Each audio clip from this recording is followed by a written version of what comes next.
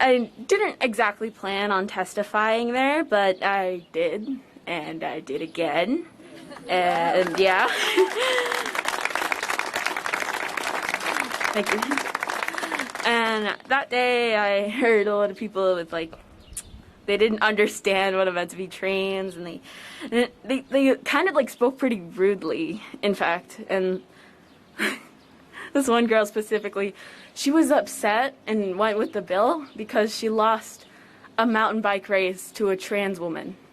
And I'm just like, why? And it was about schools. She's already done with college and stuff, so I don't understand. Basically, yeah. Hold on. Yeah. This made me think it was an opportunity to be her because, I mean, I was really scared. I have anxiety and depression, and that. So yeah, I was pretty scared to do this at all. I didn't want to do this.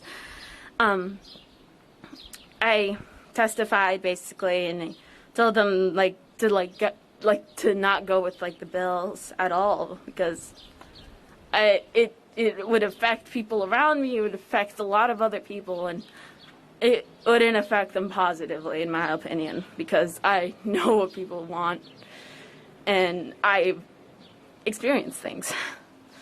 And that brings me here today. Just me, a speck in the world existing here.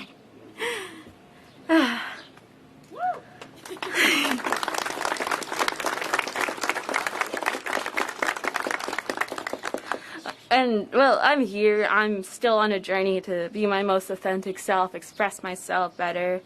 And, I know there might be some people oh, why are you wearing that? Oh, you're, misgendering me or something. And basically, yeah. I think that raising, the pride flag, it would be it's great. It's a step towards accepting people. And, it's one step, but, the more steps we have, the more closer we are to being more accepting of each other and not tearing each other apart over silly things.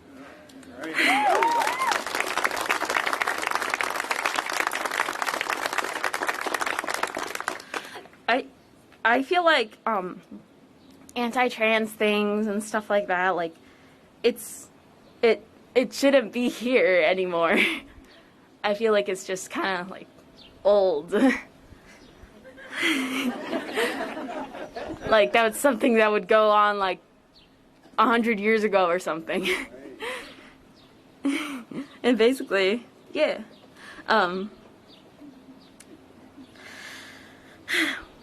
Instead of putting these 100-year-old bills and trying to apply them to push away trans people and people of color and people of all different races and gender identities and sexualities, to pull them together. They're not enemies, they're friends.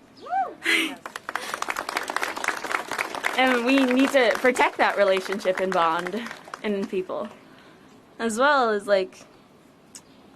people that are having issues, because I have issues, we all have issues. Some of them are small, some obstacles aren't exactly created equally. A lot of them aren't created equally, but we all have them. And I feel helping people that need help to get rid of those obstacles, go past them. I feel that would be we can make laws to help people with certain obstacles, help them get through it better.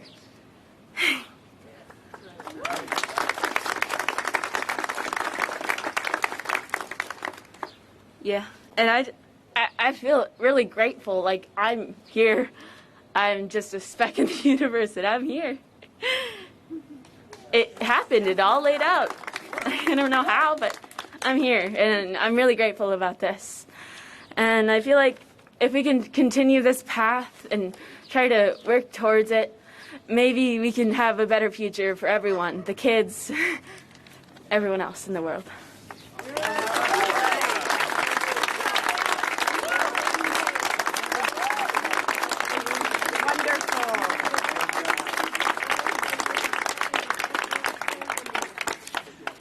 Wow.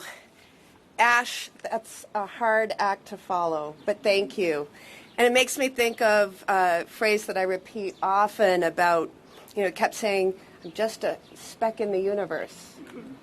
But so Margaret Mead, never doubt that a small group of thoughtful and committed citizens can change the world.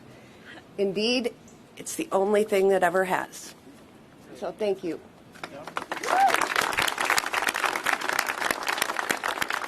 Now, I often say that I did not run for the United States Senate to make history. I ran to make a difference. And I'm reminded of that today. 2 years ago, in June of 2019, Governor Evers made history in his first year in office by issuing an executive order to raise the pride flag above the state capitol.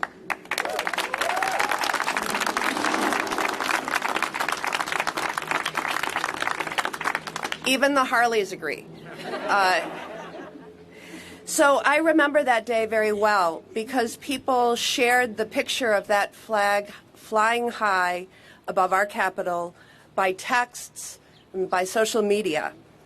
So many people were taking great pride in knowing that we had a governor who was celebrating our state's diversity and sending a message that Wisconsin was a place that was welcoming and respectful of the LGBTQ community. Governor Evers' leadership was not only making history, he was making a difference. And I ask all of you in joining me to say thank you.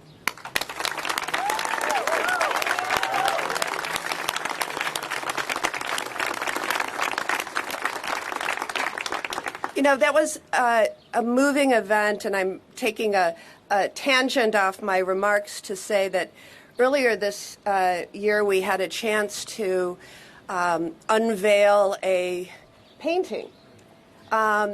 So many people were moved that somebody did a lovely, I think, watercolor painting based on that flag. And we had a number of speakers at that virtual event. And one of them just talked from her heart about what it felt to drive up towards the Capitol, not knowing that it had been displayed, and seeing it and feeling seen and heard by her state and by her state government. Anyways, today we join together because we all share a commitment to the idea that with each passing day, with each passing year, Wisconsin should become more equal, not less. As we raise the pride flag again today in recognition of Pride Month, let us remember it's a symbol of fairness about whether LGBTQ Wisconsinites deserve to be treated just like their family members, their friends, and their neighbors.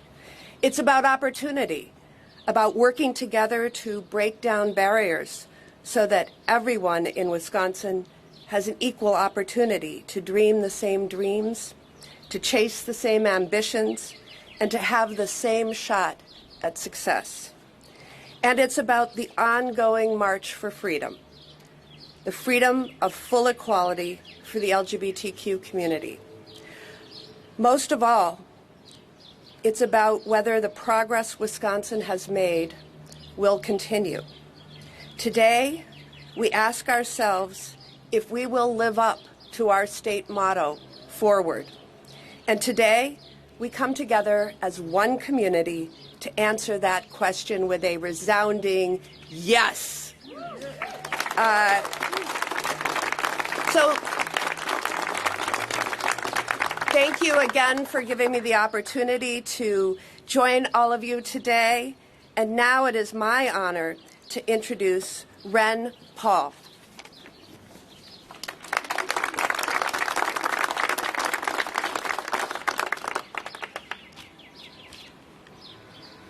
Hello, my name is Ren. I am 12 years old and recently finished 6th grade. I am non-binary and use they/them pronouns, though my pronouns will probably change in the future as I am still learning about who I am. Earlier this year, I learned that my school did not have a Gay Straight Alliance, also known as a GSA.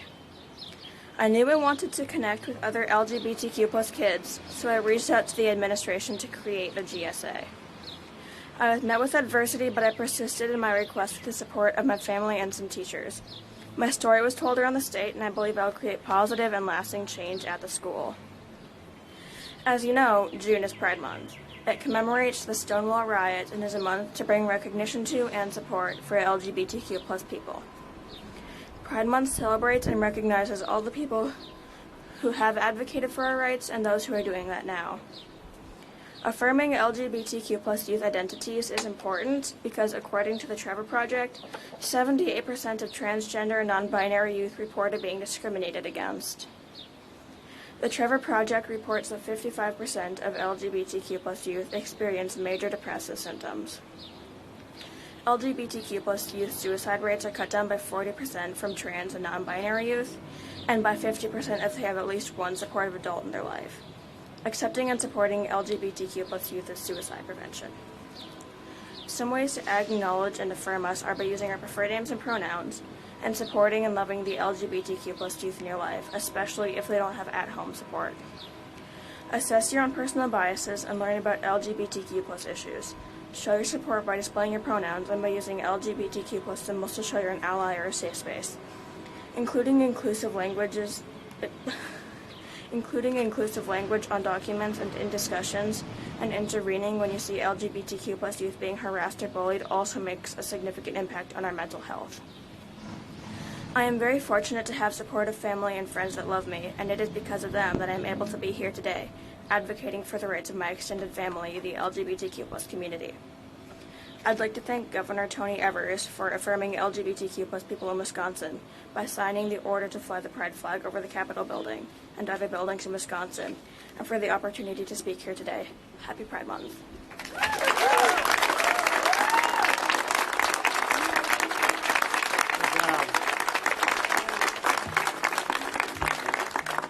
What a beautiful day. What great comments. And thank you, Ren, for the introduction, and thanks both to Ash and Ren for sharing the stories that they told today. Yeah.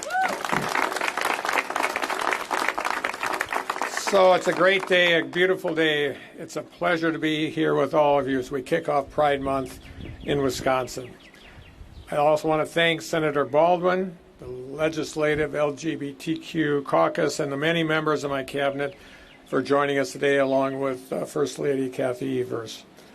This is truly a reflection of a commitment from every level and across state agencies to support and protect the LGBTQ community in the state of Wisconsin. My administration recognizes that diversity makes our communities and, frankly, our state stronger. That's why my Badger Bounce Back agenda, we included equity initiatives, including a new cabinet position specifically to advance equity across the state, across state agencies, as well as health equity initiatives to ensure we are serving and reaching underserved and disproportionately impacted communities.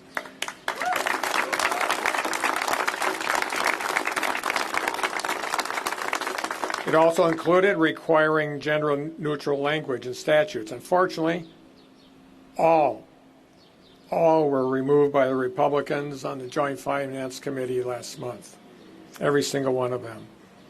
So, in addition to celebrating the resilience and joy of the LGBTQ community, Pride also offers us an opportunity to reflect on how the state and our communities can be better allies.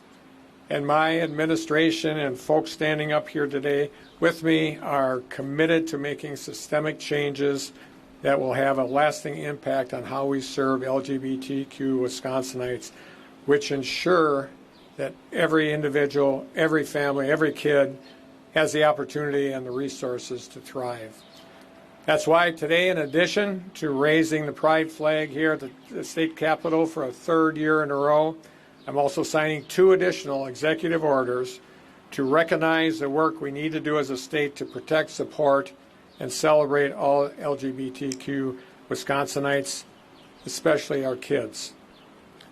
I'll be signing an executive order requiring state agencies to review the language used in external documents to reflect gender-neutral language.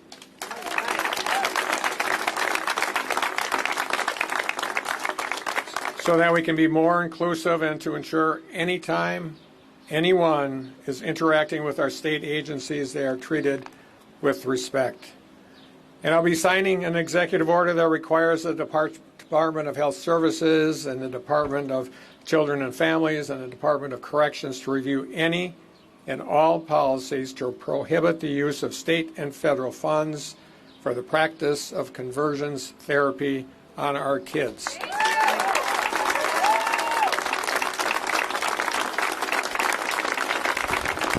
Whether it's child health services, child welfare, or juvenile justice services, I believe in doing what's best for our kids, and I believe in using science and evidence-based practices to do it. Conversion therapy does neither or either. It's banned in 20 red and blue states from Utah to Maryland, and it's widely opposed by medical and professional community for good reason. Not only is there no recognized evidence on the efficacy, but it actually does more harm than good. Research shows that conversion therapy negatively impacts our kids' mental and physical health, leads to higher risk of depression and suicide for LGBTQ youth, can affect their relationships with those around them, their education and future success, and frankly, at the end of the day, kids are kids. It's our jobs as adults to encourage them to play, learn, and grow and be themselves, whether they're in the classroom, out in the community, on the court, on the field, or on the track. And I very seldom weigh in on bills before they reach my desk, but I can tell you one thing for sure. As governor, I will veto any bill that's going to negatively impact our kids, period.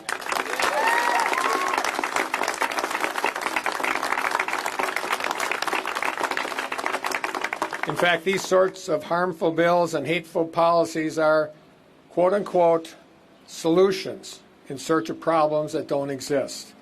They're based on some hypothetical stories about somebody else, someplace else, rather than the evidence right in front of us and the harm they can do to our LGBTQ kids, neighbors, friends, and loved ones.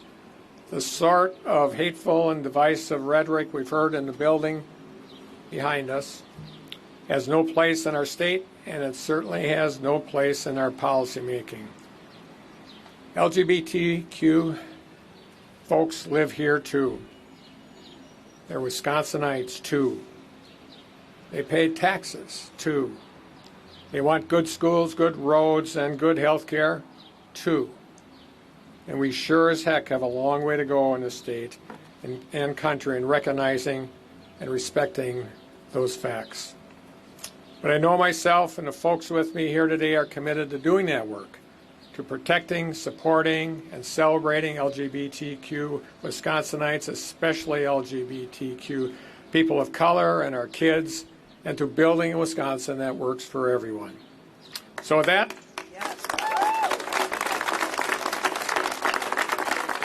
that, I will now sign Executive Orders 120, 121, and 122.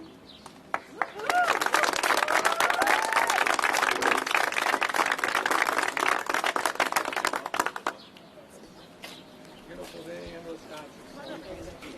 You're more important than me. 120, And wave Peter. relating to the Rainbow Pride flag.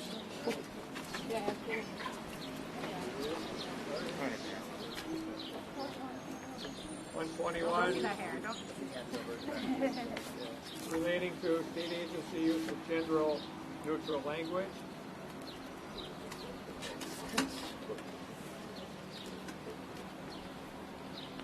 And 122, relating to use of agency administered funds for services that are harmful to minors. Here we go.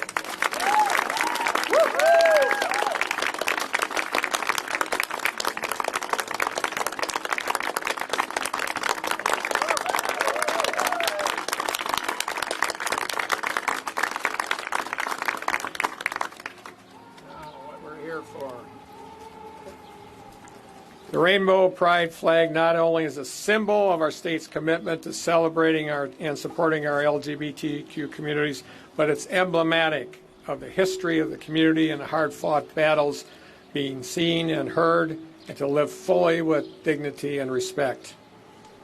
It's also a sign of our future, the progress we have yet to make, and the more inclusive, more just state we can and will build together.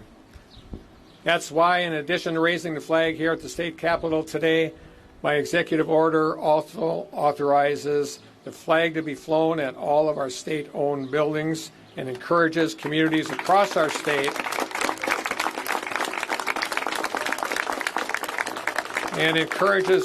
all across our state to join us in celebrating Pride and the LGBTQ folks that contribute to our state's story every single day.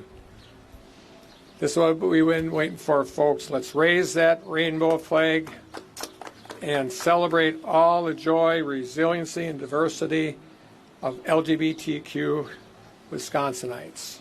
Happy Pride Month, Wisconsin.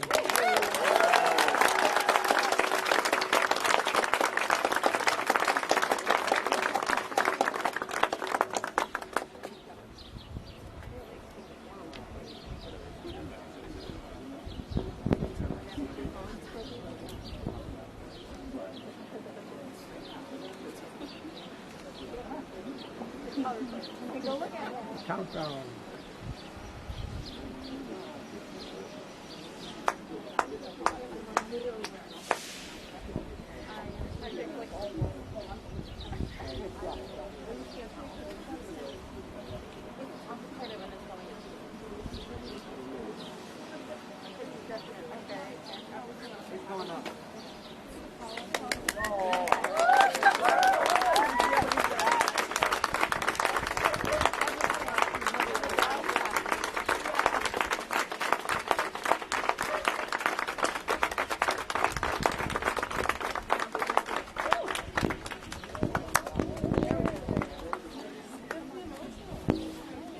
Beautiful event on a beautiful day.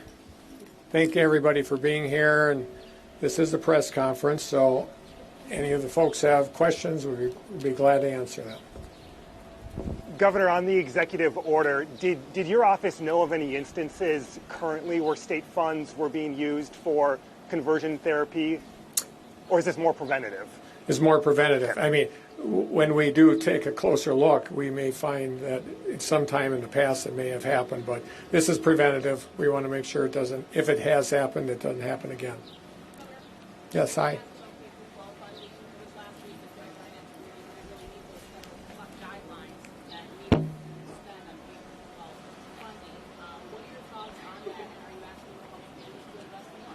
Well, of course, I'm asking them to invest more. What they invested was paltry and an insult to the kids of our state. Not only should they be meeting the requirements of the federal government, they should be actually helping our kids move forward as a state. There are adequate resources. We've said this every single day. My budget was a reasonable approach. What the Republicans have put forward is not only inadequate, but even if they meet those federal guidelines, it's an inadequate response. There will be public hearings for bills tomorrow that would ban businesses and government agencies from requesting proof of vaccination. I know you don't like to speak specifically to whether you veto bills, but philosophically, what do you think of the idea of restricting businesses or anyone else from asking for proof of vaccination? I think it's a reasonable request of businesses to make those requests. If you're a healthcare institution, you may want to ask those questions. Certainly, Lawrence University is already out in front on this, requiring students and therefore asking them to show proof. I don't know. I don't have an answer to your questions, but I do believe in some instances it is a reasonable request. And so, but that's my starting point. I'll take a look at the bill when it's finally put in front of me. Governor, back to 2012 funding. If they fail to put up money and they qualify for the federal dollars, would you veto this budget? That's too early to tell, but that is always an option that is on the table. Governor and Senator, you can weigh in as well on federal unemployment. We're hearing, and I know, Governor, you've heard from businesses some who say the additional funds is the reason they can't hire and fill their positions. Where's your thinking on this? Well, first of all, I'd like to see some proof that the people that are struggling on unemployment, if they all came back to work, that suddenly this problem solved. It is an issue that I have seen no data on, none whatsoever.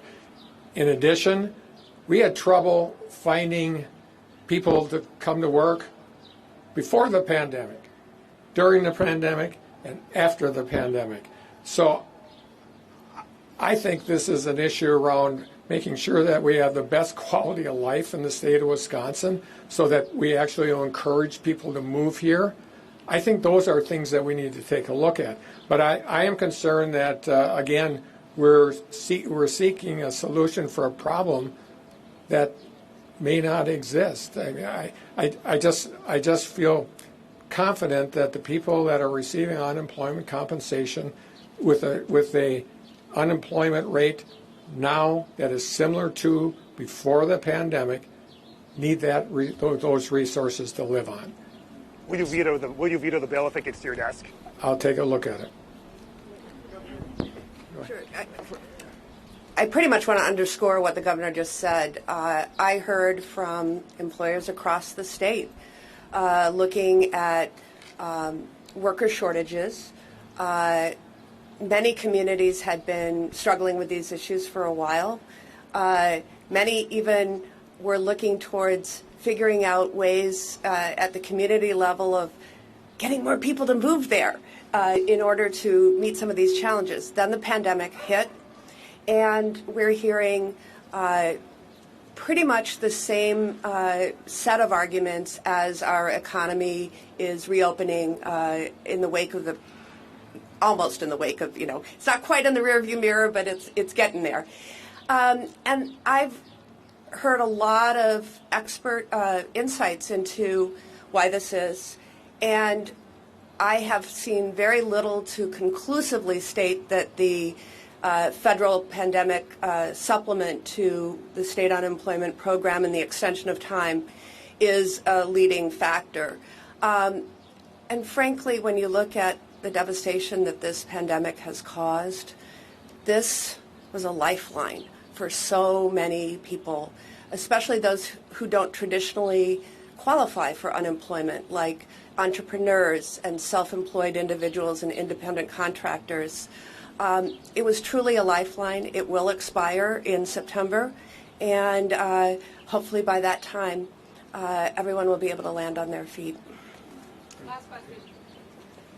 There's a bill later on today that Republicans are taking up that would restrict the enforcement of any new federal gun laws that may be yet to come, including magazine capacity restrictions.